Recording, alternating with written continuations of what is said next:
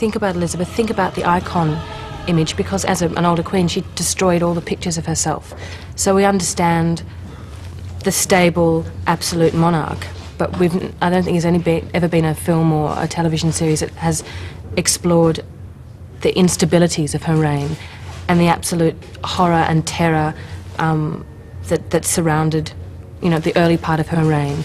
This film it's treating history in a quite it's not being reverential at all. So it's incredibly contemporary, I think, in the themes that run through it. Was Elizabeth already a picture or an image in your head even before you started doing the movie?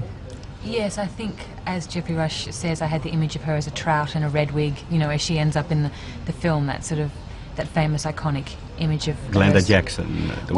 Betty Davis, but also the original portraits of her that I had seen, and the history that I'd studied at school.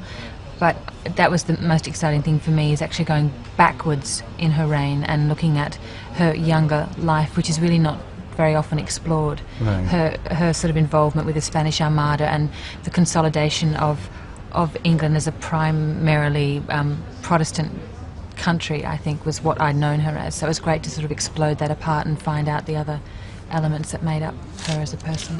Princess Elizabeth! You are arrested for treason. I am commanded to take you hence from this place to the Tower. As long as she remains alive, there will be plots to raise her to the throne. She was born a bastard! She will never rule England! Remember who you are. Do not be afraid of them. Do you see her as a sad figure? A sad figure? I think for me, a lot with Elizabeth, particularly reading her letters, was there was an enormous sense of isolation, that she'd grown up in isolation and was really a prisoner for a lot of her adolescence. And so I think for her, at 25 years old, ascending the throne, it was a blossoming for her. So it's not something that's normally associated with her. I think we think about her being, sort of glorying in her virginity and being very closeted and closed. I think that the Elizabethan age, which she embodied, was an incredible, vibrant, sort of alive period. I crown thee, Elizabeth, Queen of England. A court to worship you, a country to obey you. I will mean nothing to you. Robert, you know you are everything to me.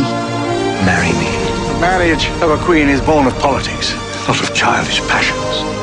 Do you think there's a big difference between the royalty in that period and, let's see, what happened to Diana and the royalties of today? Well, I think now that we're hell-bent on pulling down the church, pulling down government, pulling down the monarchy, whereas then, certainly during Elizabeth's reign, the king or queen of a country was only second to God, and she sort of did associate herself with England itself and with God. So she did make herself like quite an angelic figure. She sort of harnessed all those images and used them to her advantage.